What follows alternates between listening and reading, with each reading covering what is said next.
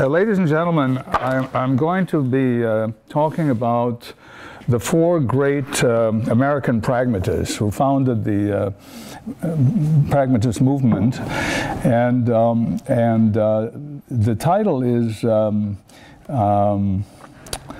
Education for Democracy, because I think they are very, first of all, they were all committed to liberal democracy, and also because they have some very important things to say about how one should educate ourselves and others in that regard. So I have it prepared, and I'll read it very slowly. And please feel free to interrupt me at any time if there's something I say that you don't understand or that you want to quarrel with. So the four of them were Charles Sanders Peirce, spelled P-E-I-R-C-E, and that's why we say Peirce rather than Peirce.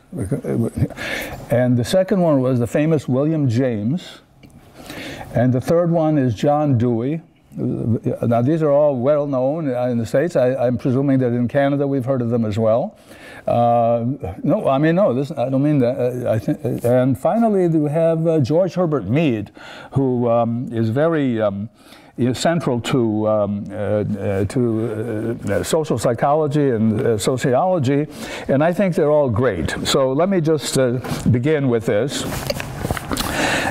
It was Charles Sanders Peirce who founded the American philosophical movement called pragmatism, from the Greek word pragma, meaning action, practice, practical.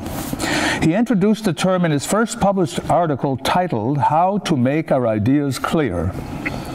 Somewhat later, John Dewey proposed that the aim of a good democratic education is to create a questioning individual.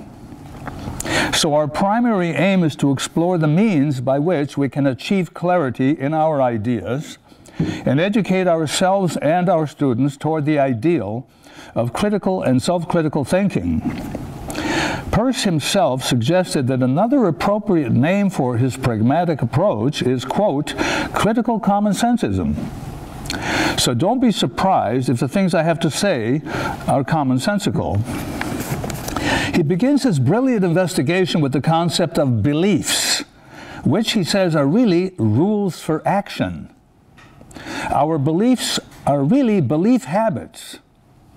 And like all habits, some have good consequences for oneself and others, while other habits have the opposite effect. That is why our mothers urge us to learn good habits and break bad ones. Habit and consequences are therefore key concepts for the pragmatists. However, long before Peirce coined the term pragmatism, the pragmatic approach was evident in the classical tradition of social and political thought.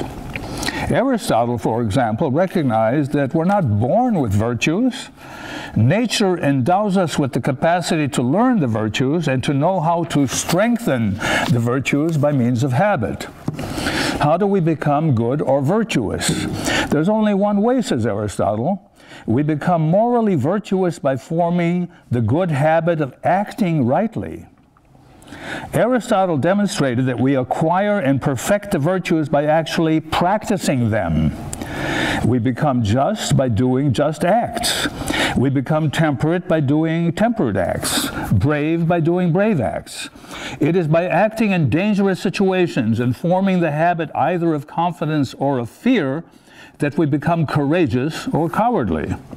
In a word, our moral virtues are formed in close correspondence with our patterns of action or conduct. Excuse me.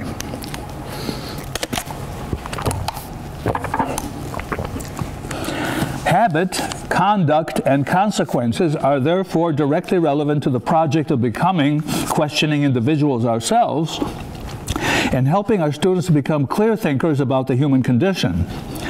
As Aristotle suggests, it may be a part of our nature to ask challenging questions, as exemplified in the conduct of very young children who quite naturally ask, why, how come, and even say no sometimes.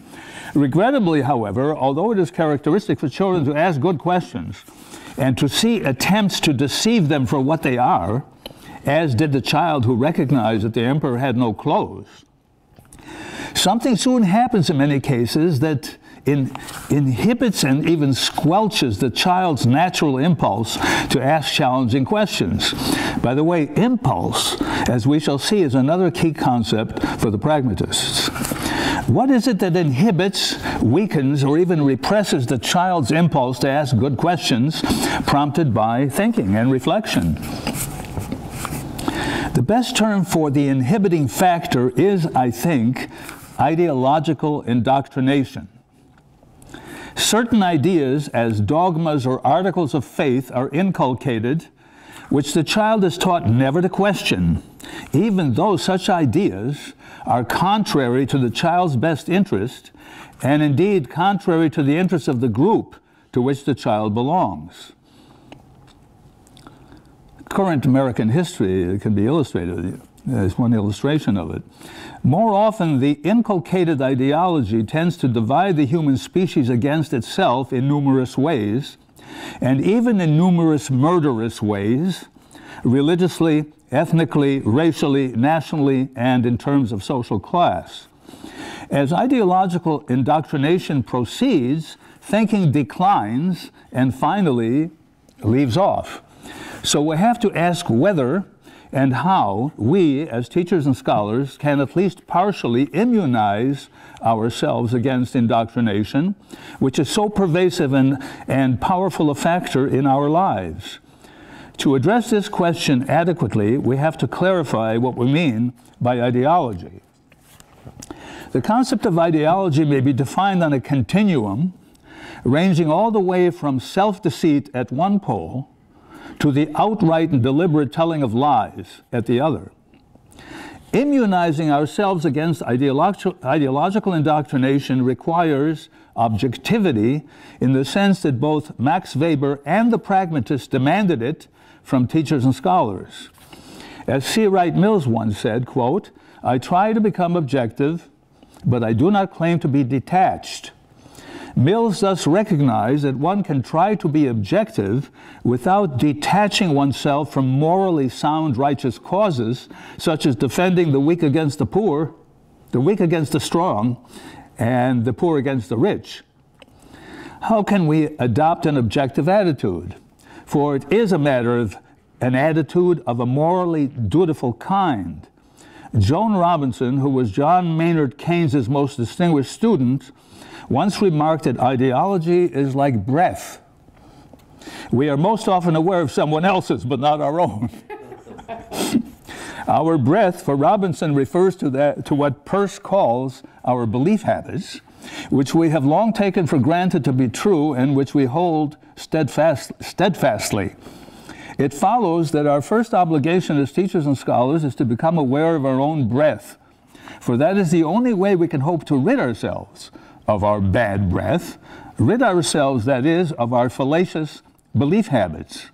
Indeed, it is our moral duty to do so in our respective callings, for as Max Weber averred in his famous lecture, Wissenschaft als Beruf, or Science as a Calling, our chief responsibility is to pursue truth and knowledge.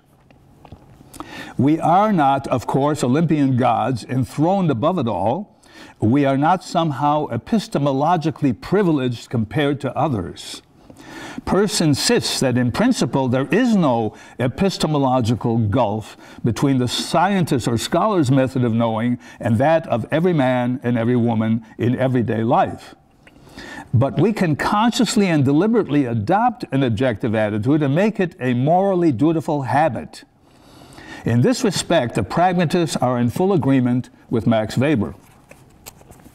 The pragmatic method of Peirce and others includes an implicit moral criterion by which to evaluate and judge beliefs, opinions, and theories. A good way to illustrate this point is with a true story about Alexis de Tocqueville, the renowned author of Democracy in America and The Old Regime and the French Revolution. Visiting America in the 1830s and observing a racial divide and the servile condition of African Americans, he predicted in his Democracy in America that if ever America were to experience a violent civil war, it would certainly be the consequence of slavery. Tocqueville later entered into a lengthy correspondence with his friend, Count Arthur de Gobineau, also an aristocrat, who was hard at work on his multi-volume study, Essay on the Inequality of the Human Races.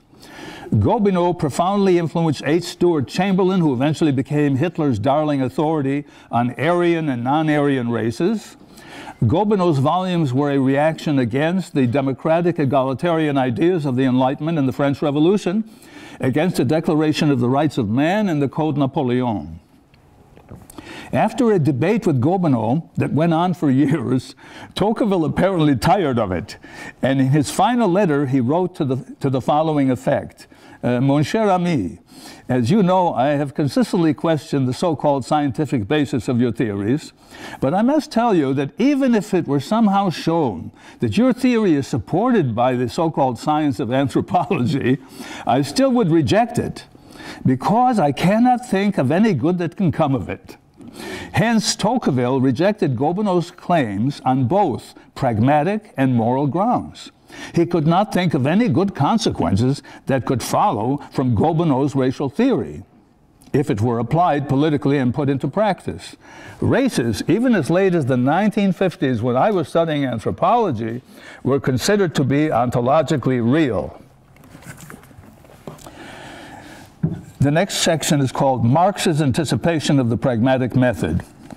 As you probably know, the young Marx wrote 11 theses on Feuerbach, in which he, Marx, anticipated the essence of the pragmatic method.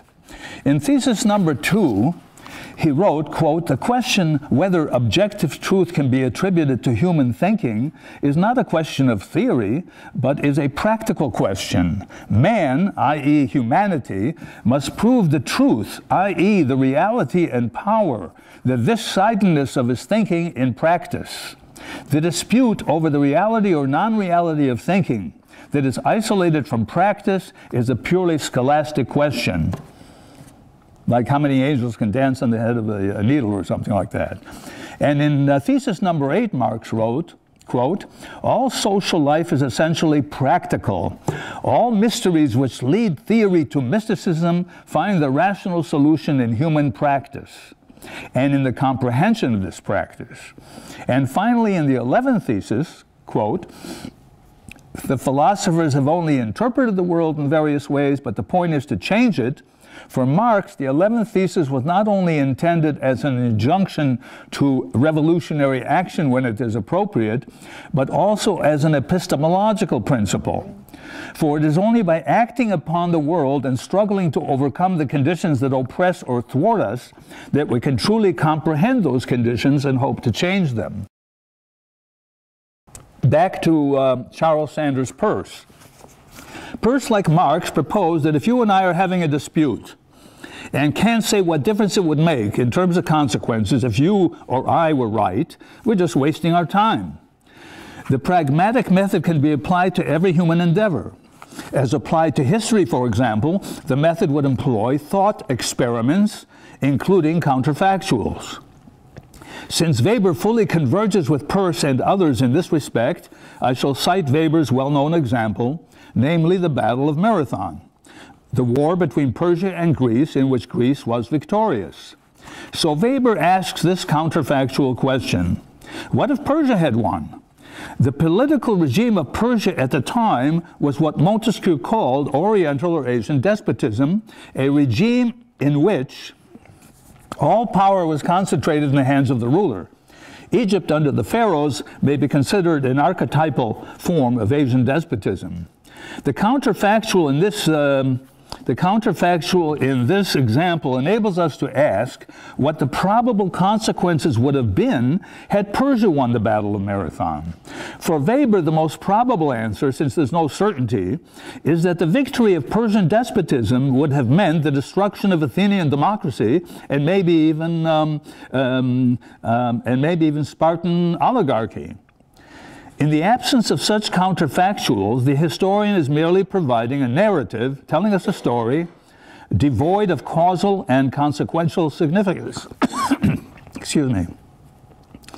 Counterfactuals of this kind help us to assess the causal weight and consequential significance of events and individuals.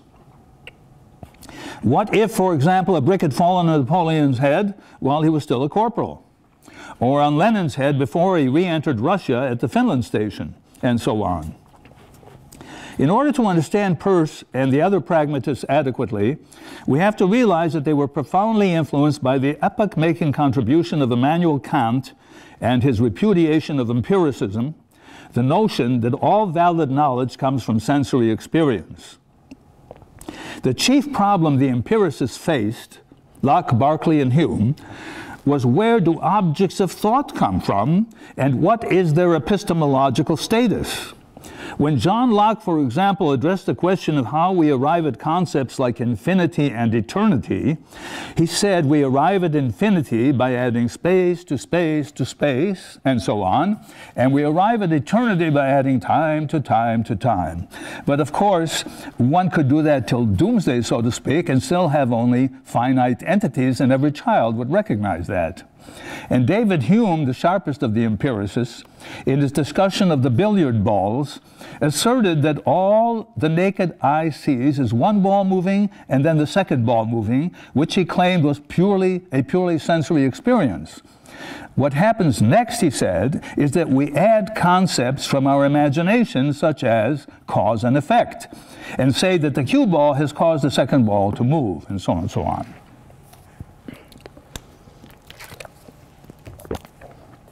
Kant's reply to Hume, whom he nevertheless respected as the greatest of the empiricists, was that the mind or imagination adds nothing to the sensory experience.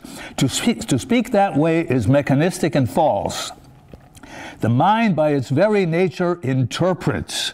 And interpreting means that we naturally employ concepts to understand anything at all.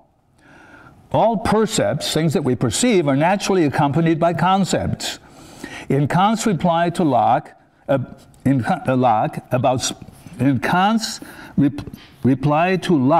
space and time and how we arrive at concepts like infinity and eternity, Kant introduced his highly original theory of the a prioris.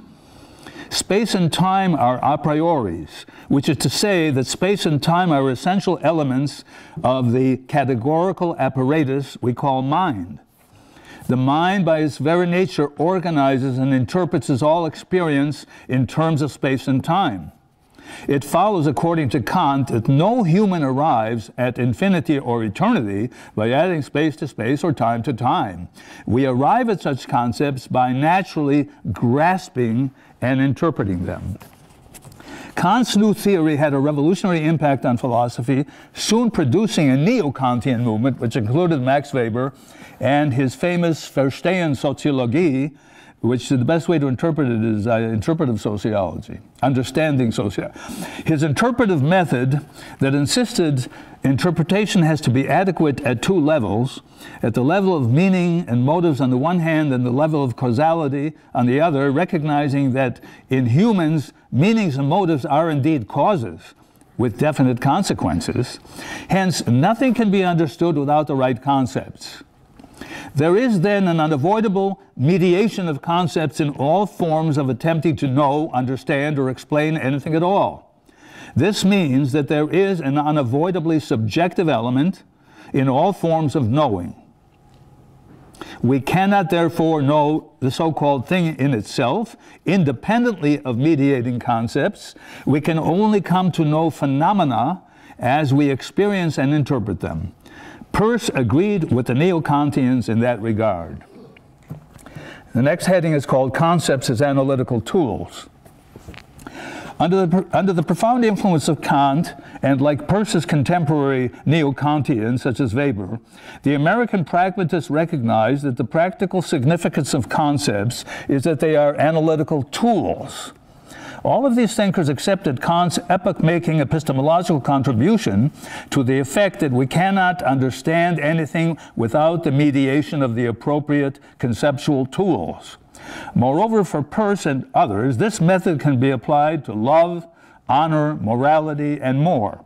If it is true, as I believe it is, that most people in the world prefer life over death, health over sickness, freedom over slavery, material well-being over deprivation, it follows that all theory and practice ought to conduce to the preferred results. The role of doubt in the pragmatic method. How long do we hold on to our belief habits? Peirce asks. His answer is that we do so only so long as they are not contradicted by experience. When that happens, doubt sets in. And when doubt sets in, we're forced to do what? To stop and think, to begin inquiry anew in order to restore the flow of action toward our goal. The renewed inquiry requires clear conceptual thinking. For Plato, the forms or ideas existed ontologically as real subsistent entities above the gods. For Peirce, as for Aristotle before him, the so-called forms were simply universals of discourse, general concepts, not things. The universals are, however, real because they have causal efficacy in our application of them. This means, as we shall see in James, Dewey, and Mead, that mind and consciousness are real, though we cannot locate them in our anatomy. This brings us to William James. James and the other American pragmatists recognize that concepts or objects of thought are consequentially real, though they do not exist in the ontological sense. Later, we shall see that the behaviorists, as positivist empiricists, refuse to speak of mind, consciousness, will, and autonomy because they are not objects of sensory experience. But James and others recognize the reality of mentality defined as the pursuit of ends by the choice of means. So when we speak of mind in humans, it can be defined as, quote, the presence of significant symbols in action, just as you and I are using our minds at this moment. We are, at the moment, using significant symbols in our action. The brain and the nervous system are necessary preconditions of mentality, but not sufficient. The brain does not produce ideas in the way our other organs produce bile and urine. When I, as a young student, asked my dad what mind is, he replied, no matter. And when I asked what matter is, he said, never mind. The point is that matter is also an object of thought, a concept no less abstract than mind. When is the last time you saw matter? We see chairs, we see seats, we see men, we see women, and so on and so on, but nobody has ever seen matter. Earlier we said that habit is a key pragmatic concept. What is habit? For William James, it is a learned, non-instinctual pattern formed so we can contend with reality. Habit simplifies and makes our required actions most efficient, as in our daily hygiene or as in the technique required to play a musical instrument. Habit in this sense, as in brushing our teeth or shaving, reduces the need for conscious attention to our acts. In contrast, non-habitual action requires consciousness, perception, and will throughout, as when we play chess or try to solve a complex, say, mathematical problem. We must, says James, make automatic and habitual as early in life as possible as many useful actions as we can, so that habitual actions become second nature or 10 times nature, in his words. The next heading is stream of consciousness. Stream of consciousness is the chief idea for which James is justly famous. For an understanding of this concept, we need to go back to the pre-Socratic philosopher Heraclitus. He was the one who said one can never step into the same river twice. Why not? Because it is in a state of constant flux, which became Heraclitus's metaphor for the nature of the entire universe in a state of constant flux. Consciousness is like Heraclitus's river, a continuous stream with no breaches, cracks, or divisions. What is it that gives the process unity? The answer is only oneself. How do we acquire a self-concept? There's only one way, and that is by internalizing the attitude of the other. The self is the active, creative organizer of all consciousness emanating from one's will. It is the core. John Dewey. For Dewey, too, consciousness or a cognitive capacity is real. It emerged through natural selection, owing to the enhanced adaptability it contributed to animals and humans. Dewey and Mead are best understood by knowing what they were arguing against. The first was the school called instinctualism, according to which humans and animals are driven by an innate biological mechanism that informs the individual how to act in a specific situation, a definition that was provided by no less a personage than Konrad Lorenz. But Dewey explains cogently why there's no such thing as instinct in humans, and perhaps not even in certain mammalian animals. The point is that virtually everything is learned. We come into the world with a capacity for learning what is necessary for successful adaptation, but we don't come into the world with that knowledge. There was a time in the history of psychology when the list of so-called instincts was almost endless. But under the influence of the pragmatists, it soon became clear that the notion of instinct as applied to humans was quite misleading. In Dewey's time, the view prevailed that we were impelled into action by instincts.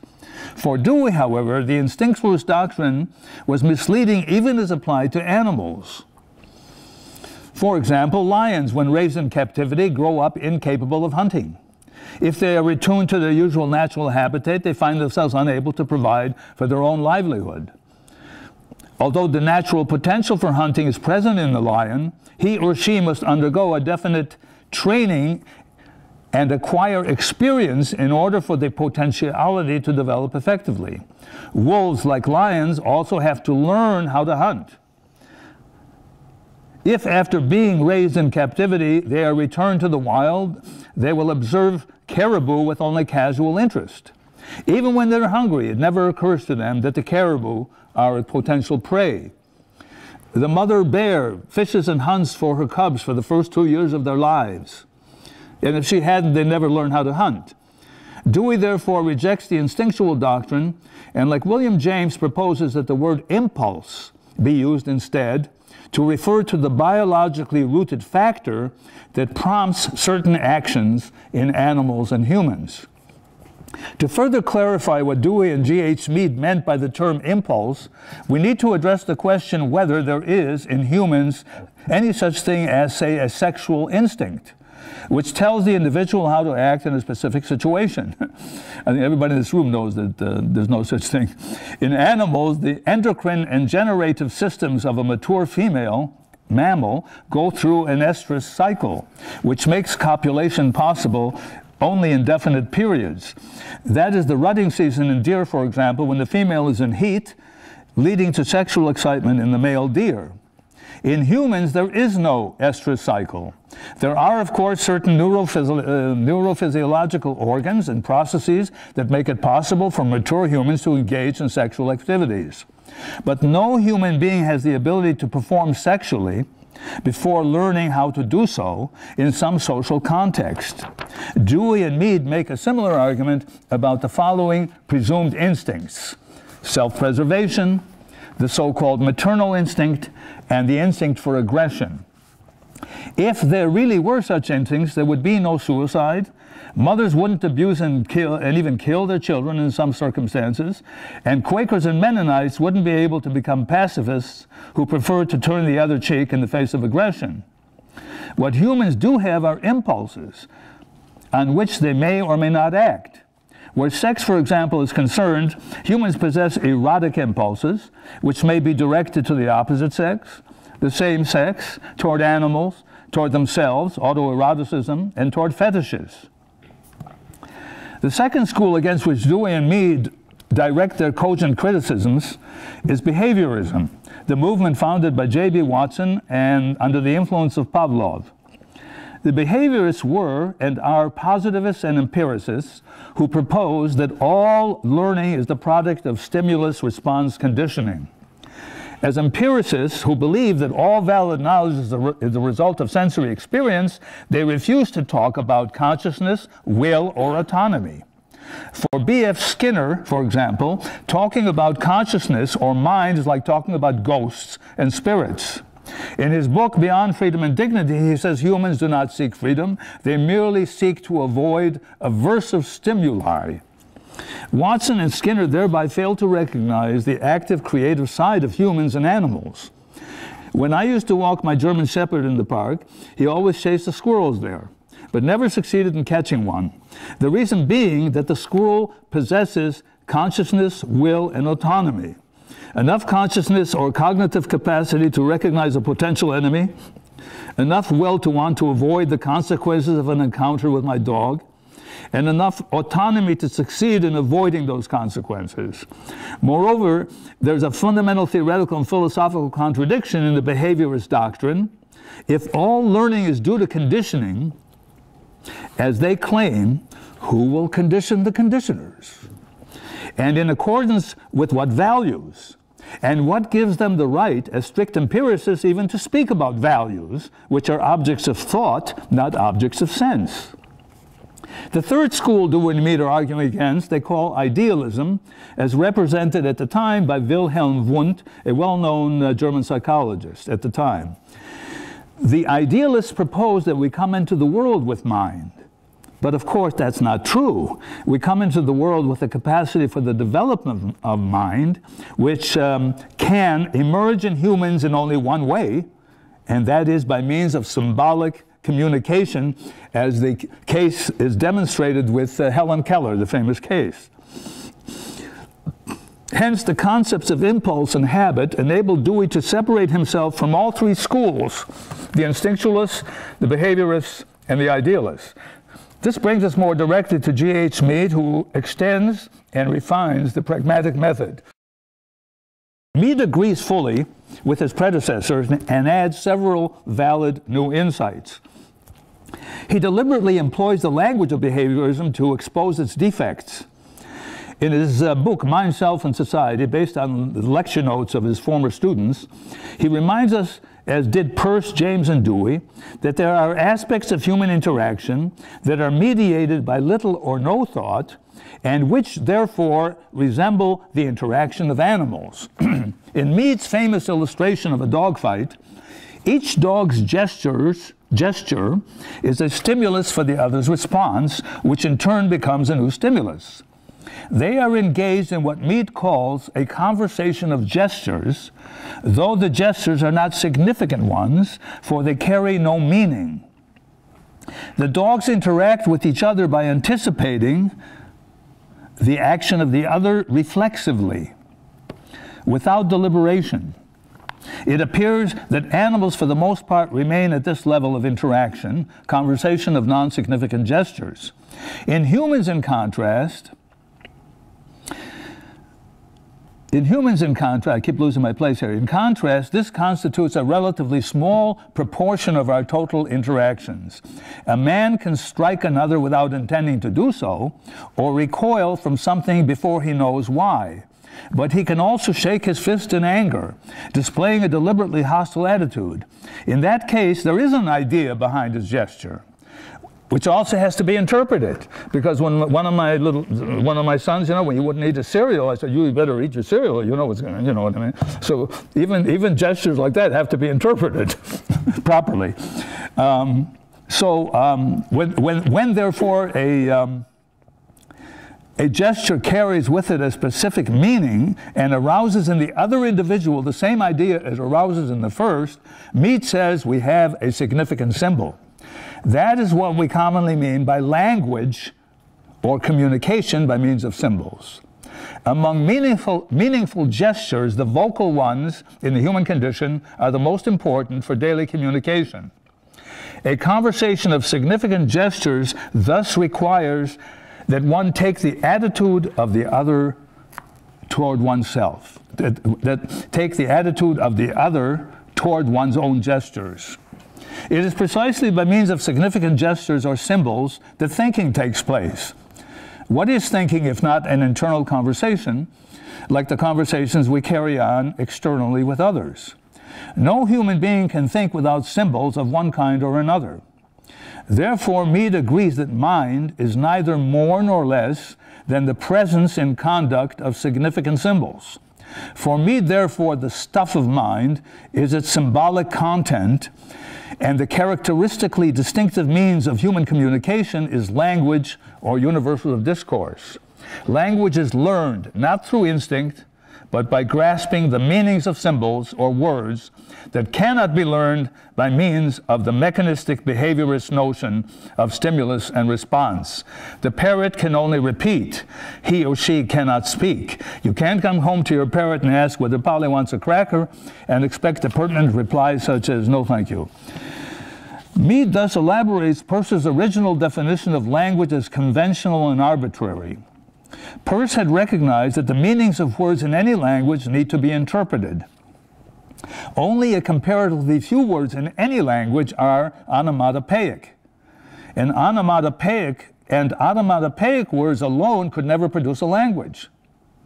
Peirce, therefore, presented a coherently pragmatic theory of signs and symbols involving three elements: a symbol, an object of sense or thought, and an interpretation.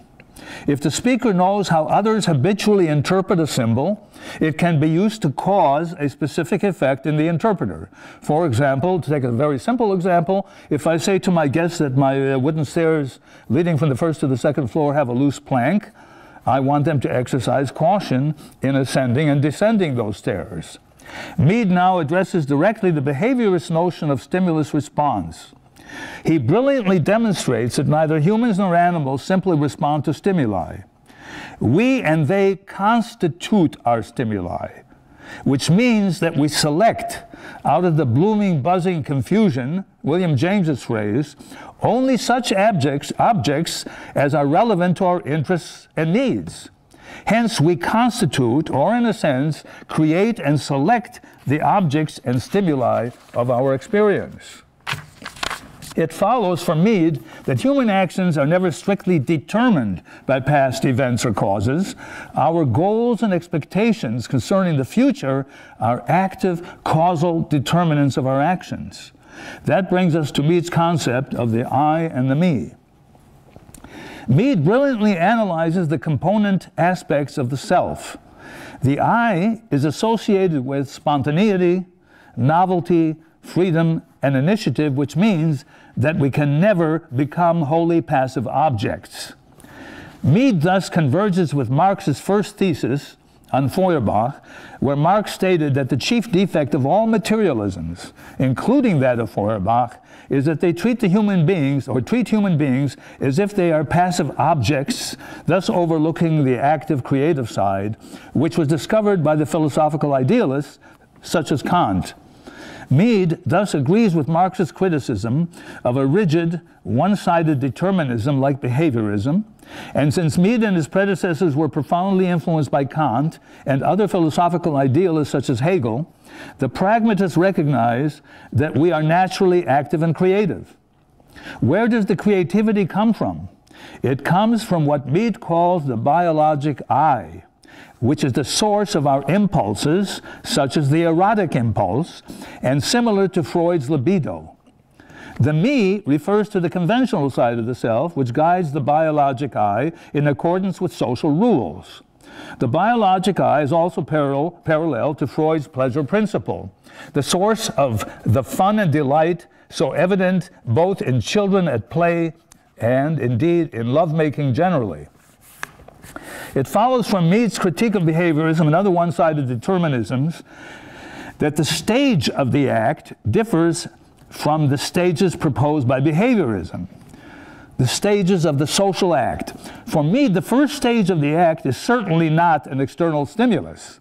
The first stage for Mead is the impulse, an internal factor. In animals, there are only three stages: the impulse, perception, and consummation. A hungry animal feels an impulse to find food. It is the impulse that impels it to act. The impulse determines what will stand out in the environment as a stimulus to guide the developing action. A carnivorous animal, for example, approaches the stimulus object, clawing, biting, and downing it, finally eating it and consummating the act with the satisfaction of the original impulse. In humans, however, there's an additional stage in the social act, manipulation, which involves reflection. In humans, impulse is illuminated by reason, and action takes place in a world of meaning. Thus, in humans, the stages of the social act are 1. Impulse, 2. Perception, 3. Manipulation, and 4. Consummation. Theory and knowledge, then, from Mead's pragmatic standpoint, involve the process of active discovery that enables us to solve problems and overcome the obstacles thwarting our action. If we are able to resume acting, more or less realizing our purposes, our knowledge has proved itself adequate and practicable. This kind of knowledge, Mead maintains, is the only kind that justifies our confidence in it. We search in the past in order better to understand the present problematic world. And the only test we have of whether we understand it or not is our ability to change the conditions that have stymied us. What Mead says here is equivalent to Marx's 11th thesis on Feuerbach. The goal of theory, or reflective thinking, whether in science, in everyday life, or in historiography, is therefore practical. That is the heart of the American pragmatist epistemology. Finally, there is a little bit more on Mead's pragmatic epistemology. We need to say a few more words on this subject to illustrate further Mead's brilliance. A good illustration of Mead's pragmatic epistemology pertains to the stage of manipulation, the use of the hand. Just consider how fundamental this is, and there's no other member of the animal kingdom that has such a versatile organ, you know. The stage of manipulation in the human social act. The traditional philosophical dichotomy between secondary qualities such as color, sound, odor, and the like as subjective, and primary qualities such as extension, occupation of space, motion, and so forth as objective, is a false one for Mead. What the philosophers have called secondary qualities are simply the character that objects have in a distance experience, while the primary qualities are the character they have in contact experience. Both depend on the relation of the individual to the object concerned. Mead therefore regards John Locke's distinction between so-called primary and secondary qualities as uncritical, rightly insisting that neither is more objective than the other, since neither is independent of the active, sentient, observing, knowing individual. For Mead, however, it is pragmatically understandable why the distinction has been made. The association of subjectivity with distance experience and objectivity with context experience is natural because we tend to test the reality of what affects us from a distance by coming into contact with it. As we touch and feel the object, it retains its color, sound, odor, and the like. And with further handling, it crumbles, analytically speaking, in the way that a farmer tests the soil and sees whether it's ready for planting, let's say. As we touch and feel the object, it retains its color and odor and the like. And with further handling, it crumbles, analytically speaking, until we reach its ultimate elements, particles of energy, in Mead's words, so minute that they cannot subtend a light vibration, end quote. In that way, science creates the hypothetically ultimate elements of material reality, translating into abstract mathematical models an assumed contact experience in which distance experience disappears or becomes impossible. Hence, the scientific theory of nature and material reality has its experiential basis in everyday life, in the fact that the hand naturally breaks things up into parts that can be rolled between the thumb and the finger, as when a farmer picks up a clod of earth and crumbles it to learn whether it has enough moisture for planting. It is then at the manipulatory stage of the act that the crumbling by the hand suggests the concept of the atom, a particle that cannot be split and made smaller. Up to the 20th century, that was the view of what an atom is. Perhaps that is why Democritus, the pre-Socratic philosopher who was a materialist of sorts, originally conceived of the atom. Mead thus stresses the uniquely human mode of practical action in which the hand mediates human interaction with nature and with other humans. In the evolution of the human species, Mead underscores the interdependence of practical experience mediated by the hand and the emergence and development of speech, consciousness, and self-consciousness. Speech and the hand, Mead says, go along together in the development of the social human being. Mead's recognition of the role of the hand was anticipated in an essay by Friedrich Engels titled "The Part Played by Labor in the Transition from Ape to Man." Engels recognized that the human being's faculties evolved only side by side with the development of the human hand itself through the medium of labor. The concept of labor here is what the pragmatists mean by practice. It refers to the practical activities of the proto-humans who became humans in the course of interacting with nature and cooperating with one another. The last paragraph on Hegel, Hegel's influence on the pragmatists. It was not only Kant but also Hegel who had a profound influence on the pragmatists, most notably on Mead. Indeed, Mead consistently places the accent on, quote, the dialectical character of human relations. Far from being passively conditioned, as in the behaviorist doctrine, humans do determine, to a certain extent, the conditions of their existence and are not merely determined by such conditions. Marx had defended and qualified this proposition by saying, quote, humans make history, but they do not make it just as they please. They do not make it under circumstances chosen by themselves, but under circumstances directly encountered, given, and transmitted from the past.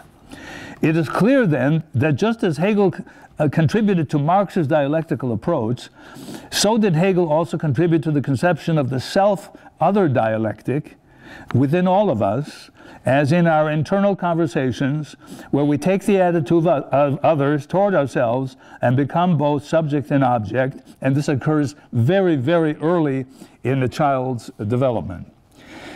Having discerned a prominent dialectical element in the pragmatic method, we need to give it a more definite meaning and explain how a dialectical approach might help us to avoid errors.